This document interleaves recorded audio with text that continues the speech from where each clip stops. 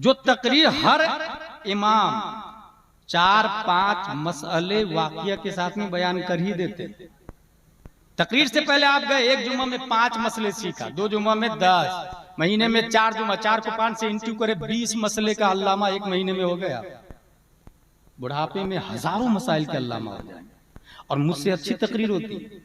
मैं एक तकरीर कई जगह करता हूं और माकूल नजराना लेकर, मगर आपका इमाम नई तकरीर करता हर मस्जिद में, क्या उसको जुमा के बाद 100 रुपए का मुसाफा इंसान करता? That's point. जो हालात हमारे सामने हैं वो इसीलिए रस्मो रिवाज, भेड़ चाल माहौल में चल रहा है। जो हकीकत है उसको देखने के लिए कोई तैयार नहीं। इन्नमल अमालु बिन्नियात, अमल का दारो मदार नियत है। हलाल भी वाजे, हराम भी वाजे, मुश्तबा को छोड़ दे, आपके यहाँ गौसे आजम पैदा होगा। एप्पल खाना मुश्तबा था क्योंकि रोड पे मिला था। मैं गलत बोल रहा हूं? एप्पल खाना मुश्तहब था, रोड पे मिला था। हजरत आप भी बात करना छोड़ दे। मुश्तबा चीज को खाएंगे, आपके यहाँ कोई वली पैदा नहीं होगा। मुश्तबा चीज खाना छोड़ दे, आपके यहाँ अल्लाह का वली पैदा होगा। ये 2 हदीस की बातें मैंने बता दी। तीसरी हदीस, मिन हुस्न इस्लामिल मर्इ तर्को मा ला यानी, आदमी के इस्लाम का हुस्न इसमें है कि गैर मकसूद बातों को छोड़ दे, लायानी बातों से परहेज करे, फालतू बातों से परहेज करे। फीफा वर्ल्ड कप का नाम सुना आप लोगों ने? यह है लायानी। लायानी की तशरीह में मुशर्रिहीन ने शिर्क, कुफ्र, मासी, लहू, लाइब सबको दाखिल किया। जो चीज गलत हो उसे छोड़ दे। देख रहे हैं ये हमारे यहाँ सेल्फी ले रहे हैं स्टेज, क्या तकलीफ करेगा आदमी? किसको समझाएंगे? इसीलिए मैंने कहा ना, स्टेज को गलत आदमी से पाक रखा जाए। पूरे इंडिया का यही हाल हो चुका है। अरब में ऐसा नहीं होता। तकरीर अरब में मैंने सुनी है, वहां की तकरीर का तरीका अलग होता। फीफा वर्ल्ड कप जिसके अंदर $210 मिलियन खर्चा होता, $210 मिलियन, मिलियन नहीं बिलियन। 1 मिलियन 10 लाख को कहते हैं अजमत भाई, और 1 बिलियन 100 करोड़ को कहा जाता है। ठीक है, $210 बिलियन खर्चा किया। अगर वही 210 बिलियन फादी अबू सलाह की फिलिस्तीन में लगा देता, तो क्या आज हजारों मुसलमान शहीद होते वहां? क्या आज वो पानी पर पाबंदी होती? जो इजराइल से भीख में पानी मांग रहा हो, बिजली इजराइल से मांग रहा है और उस पर पाबंदी लग गई। $210 बिलियन, क्या डैम नहीं बनाया जा सकता था? एक वो जुबैदा का जमाना था जो दरियाए दजला को मदीना तक पहुंचा दिया था। कहां है ये कतर का prime minister Mohammad bin Abdul Rahman? जमीर मुर्दा हो चुका है। कहां ये सऊदिया का prime minister Mohammad bin Salman? गैरत ईमानी कहां मर गई है? कौन सोचेगा भाई? इजराइल बिजली दे रहा, पानी दे रहा, आप उसको मारेंगे तो वो काटेगा नहीं। फीफा वर्ल्ड कप में $210 बिलियन खर्चा किया और यहां पानी के लिए मर रहे, प्यास से मर रहे, अगरबत्ती और चिराग में कुरान की तिलावत कर रहे हैं, कुरान की हिफाजत भी कर रहे हैं। तीसरी हदीस क्या बयान की मैंने? याद रखिएगा जो मेरा मौजू है, मोहम्मद बिन सलमान फादी अबू सलाह, और 4 हदीसें बयान कर रहा हूं मैं जिसपे पूरी दुनिया का निजाम इस्लाम गर्दिश करता है। उन 4 हदीसों में से तीसरी हदीस ये है, लायानी बातों से आप परहेज करें, जिसका कोई फायदा ना हो उससे आप परहेज करें। न हाजत इंसानी है, न हाजत शरा है, न सवाब का मुस्तहिक है, न तिब्बी एतबार से बदन में फायदे हैं, उल्टा करोड़ों का नुकसान, मजीद उसमें जुए सट्टे। फला जीतेगा मेरी तरफ से 1 करोड़ रुपया। और आपको हैरत होगी, रियाज सीजन चल रहा है। ये जो पढ़े लिखे लोग हैं, चैनल देखते हैं, उनको पता होगा रियाज सीजन। जानते हैं कौन करवा रहा Riyadh season? Mohammed bin Salman prime minister of सऊदीया करवा रहा। कितना मरदूद है वो कि यहाँ लोग पानी की एक घूंट के लिए मर रहे हैं फिलिस्तीन में, उसी अरब का हिस्सा है फिलिस्तीन, और ये सऊदीया में रियाज सीजन करवा के बंबई की नचनिया फाहिश और फाहिशा को बुला रहे। पूरी दुनिया से लोग रियाज पहुंच रहे हैं। 40 लाख से ज्यादा लोग शरीक हैं शुरका जायरीन में। कितने लोग? 40 लाख से ज्यादा लोग शरीक हैं। $100 बिलियन खर्चा हो चुका, मगर यहां पैरासीटामोल खाने के लिए नहीं है फिलिस्तीन में। कौन सोचेगा भाई? कौन बोलेगा भाई? कहां रोएंगे आप जाकर? नाज शरीफ भी पढ़ा था, ऐसे ऐसे करके पैसा लुटा दिया आपने। वो तो अल्लाह का शुक्र है आजमत भाई ने इस्लाह कर दी। इन्नमल अमालु बिन्नियात। अगर आलिम की खिदमत करनी है तो 1 करोड़ ला के दे देना कदमों में। आपका रब आपसे बेहतर जानता है, वो करोड़ के बदले 100 करोड़ आपको देगा, मगर 10 के नोट इस तरह उड़ाना कहां लिखा? फिर हम में और नाचने वालों में क्या फर्क है? ऑर्केस्ट्रा वाली में और हम में क्या फर्क रहेगा? बताए ना आप ईमानदारी से। इसका जिम्मेदार कौन? कौन बोले? तर्को माला यानी लायानी बातों से परहेज करें मुसलमान। फादी अबू सलाह का नाम लिया मैंने, गरीब फैमिली से ताल्लुक रखने वाला फिलिस्तीन का फादी अबू सलाह। पहले फिलिस्तीन क्या है उसको सुने।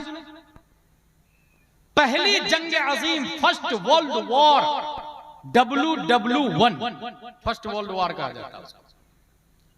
ये 1914 से शुरू होकर 18 में खत्म हो गया। जर्मन का साथ सल्तनत उस्मानिया ने दिया था। ये सल्तनत उस्मानिया वही है 600 साल तक 3 बर्रे आजमों पर हुकूमत करने वाली सल्तनत। अर्तुगरुल गाजी का बेटा उस्मान।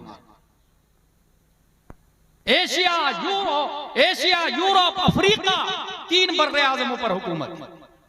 मगर जर्मन का साथ दिया पहली जंग अजीम में।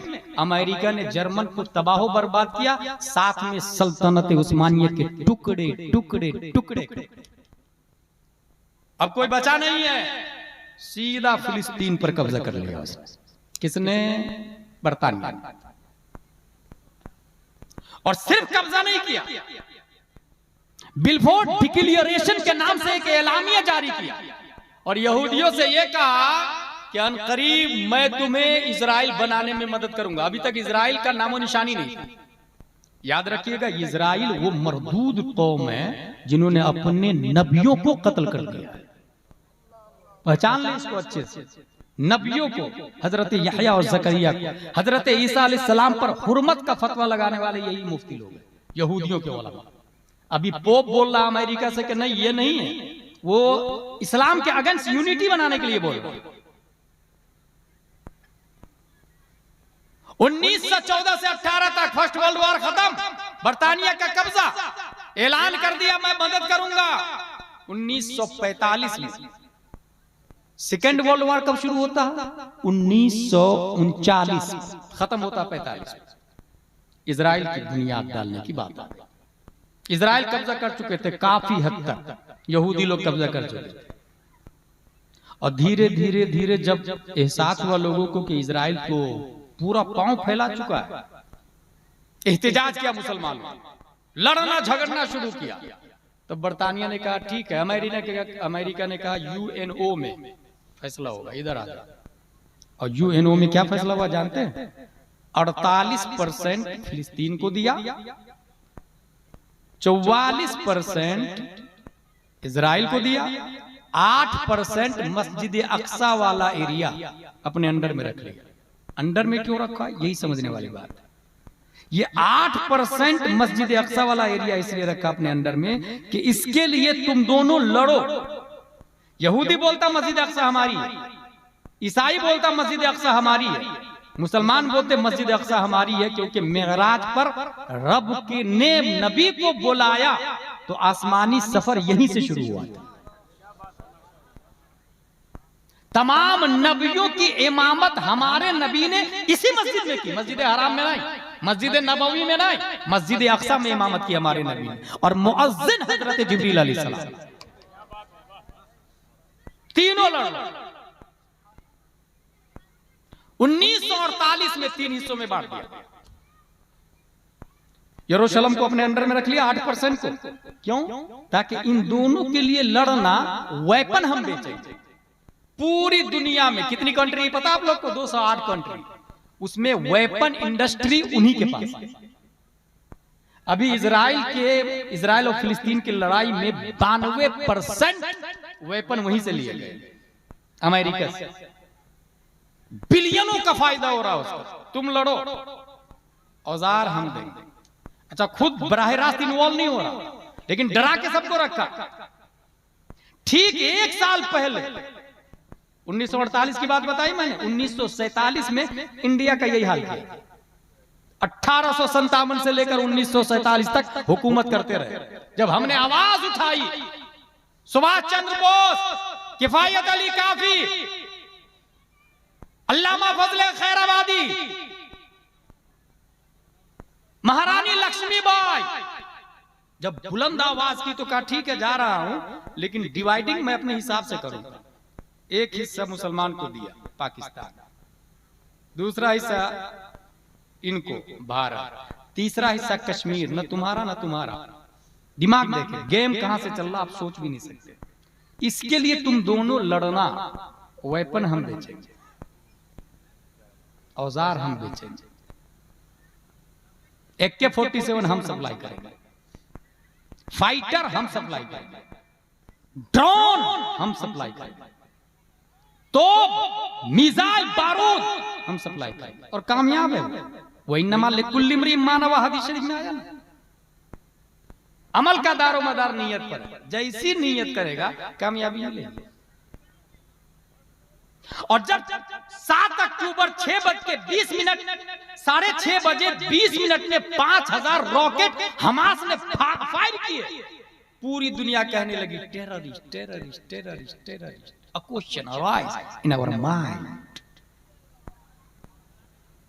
अगर अपनी जमीन को हासिल करने के लिए लड़ना टेररिस्ट है, फिर सुभाष चंद्र बोस के बारे में क्या ख्याल है?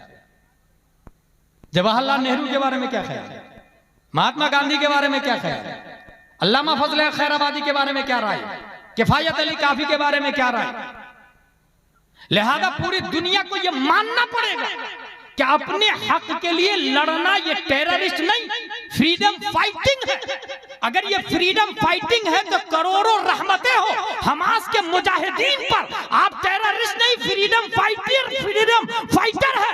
दुनिया आपको दहशतगर्द है, मगर रब आपके साथ में है, मुस्तफा आपके साथ में है, औलिया आपके साथ में है, अब्ताल आपके साथ में है, उलमा आपके साथ में है। हाँ हाँ, हिंदुस्तान के सुन्नी मुसलमान आपके साथ में है।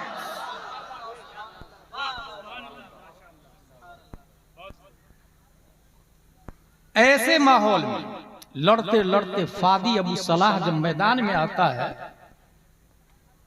काउंटर अटैक की बुनियाद पर दोनों पांव बुरी तरह जख्मी, उस मर्द कलंदर के पांव को काटना पड़ा व्हीलचेयर पर। मगर आपको हैरत हो, आदमी व्हीलचेयर पर, मगर जज्बा अभी मुर्दा नहीं हुआ। कुर्सी पर मुतहर्रिक कुर्सी पर बैठा हुआ, मगर ख्वाहिश माननी पड़ी। शादी भी किया उसने, 5 बच्चे भी हुए, लेकिन जब इजराइल से फाइट करने की बारी आती है तो फिर मैदान में व्हीलचेयर पर मैदान में निकलता है। और निकलते समय उसने आखिरी मुलाकात में अपनी बीवी से कहा था, इन्ना इआक़तहु लन तस्नीह अनिल मुशारका फिल मसीक़ा हत्ता तहरीरिल अर्द व कसरिल हिसार अनिल क़िता। मेरे दोनों पांव का न होना मुझे इजराइल के खिलाफ एहतजाजी जुलूस में शिरकत करने से रोक नहीं सकता। मैं अगरचे माजूर हूं, मगर मैदान में जाऊंगा, लड़ूंगा, यहां तक के जान दे दूंगा या फिर गाजा पट्टी को आजाद करा लूंगा। मैदान में आ गए। सोचे आप, यहीं पे दिमाग को रोके और मोहम्मद बिन सलमान को सुने। Mohammed bin Abdul Rahman, prime minister of Qatar, 210 billion डाला पानी में, हरामकारी किया, याशी किया, एंजॉय किया। मोहम्मद बिन सलमान को जानते हैं आप लोग? Prime minister of सऊदीया।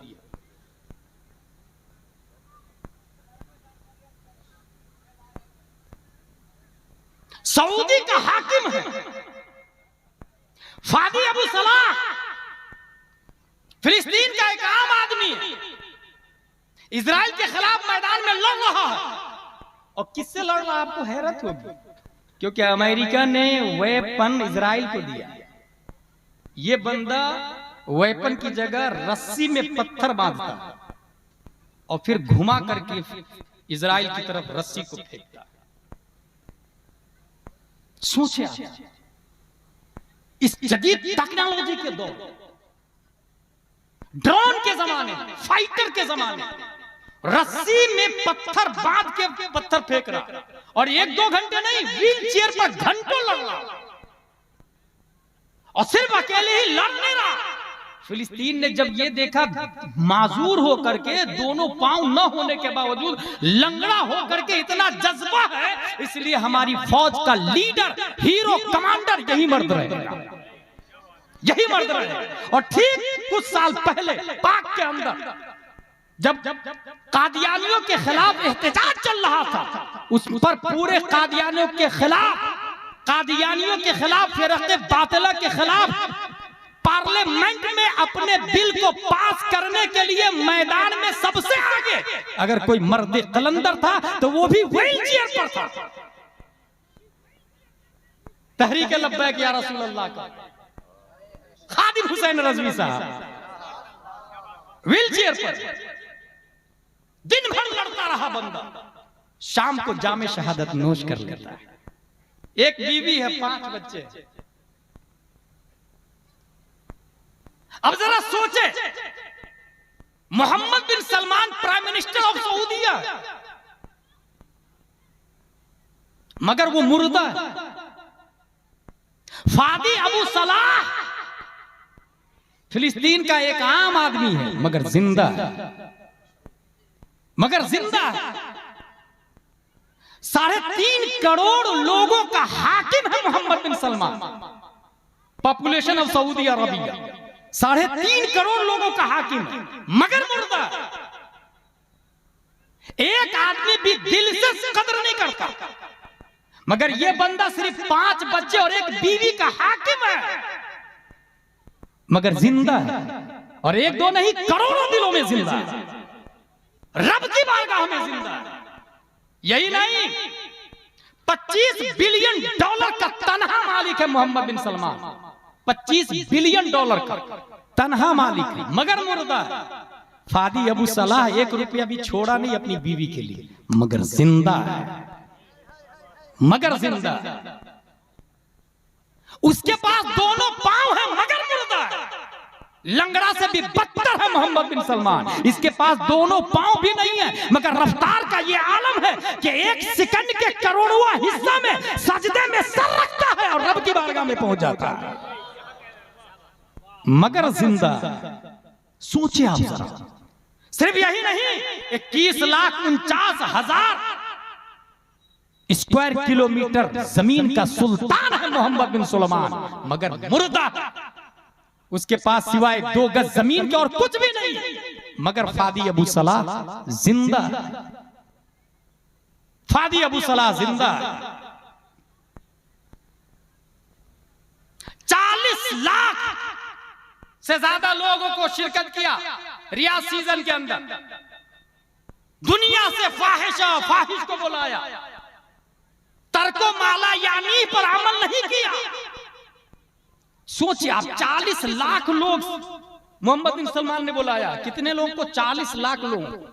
और यहां वो 40 लाख लोगों को बुला करके भी मुर्दा है। और ये सिर्फ फिलिस्तीन में 400 लोगों के साथ लड़ रहा है, मगर जिंदा है, जिंदा है। जिंदगी मौत किसको कहते हैं? अभी आ रहा है। रियाज सीजन की इब्तिदा बैनुल अक़वामी शोहरत याफ्ता बॉक्सर से होती है। फाइटर जो मुक्का लड़ते हैं ना, उससे रियाज सीजन की इब्तिदा करवा रहा मोहम्मद बिन सलमान, मगर मुर्दा है। फिलिस्तीन के 400 लोग मैदान में जाते हैं तो वला तक़ूलू लिमन युक़्तलू फी सबीलिल्लाह ये मुआज़ से शुरू होती है, और उनकी जंग की इब्तिदा इन्ना लिल्लाहि व इन्ना इलैहि राजिऊन से शुरू होती है। वो मुर्दा है, ये जिंदा है।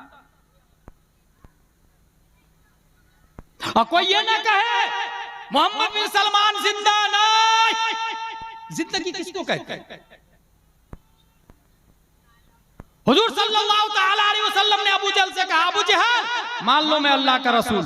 एक बार, दो बार, तीन बार नहीं माना। जिब्रील अलैहिस्सलाम तशरीफ लाए, या रसूल अल्लाह ये मुर्दा है। आपकी बात असर नहीं करेगी। सोचे जरा, अबू जहल रूह बदन में बाकी है मगर इस्लाम ने कहा मुर्दा है। अबू जहल बीवी बच्चे वाला है मगर इस्लाम ने कहा मुर्दा है। कारोबार वाला प्लानर है मगर इस्लाम ने कहा मुर्दा है। वो नबी को कत्ल करने का प्लान कर रहा है, इस्लाम ने कहा मुर्दा है। अबू जहल मुझे बता, तू जीते जी मर कैसे गया? तुझे मुर्दा किसने किया? अबू जहल का मिजाज आज भी जवाब देगा, सुनने वाला कान होना चाहिए। और फादी अबू सलाह, आप जिंदा कैसे? अबू जहल जंगे बद्र में मारा गया 3 हिजरी, 4, 5, 6, 7, 8, 9, 10, 20, 30, 40, 50, 60, 61 हिजरी में हजरत औनो मोहम्मद जा चुके। इस्लाम बोलता है जिंदा है। हजरत मुस्लिम बिन अकील की रूह मलकुल मौत निकाल के ले गए, इस्लाम बोलता है जिंदा है। हजरत जुहैर बिन कील इंतकाल कर गए, इस्लाम बोलता है जिंदा है।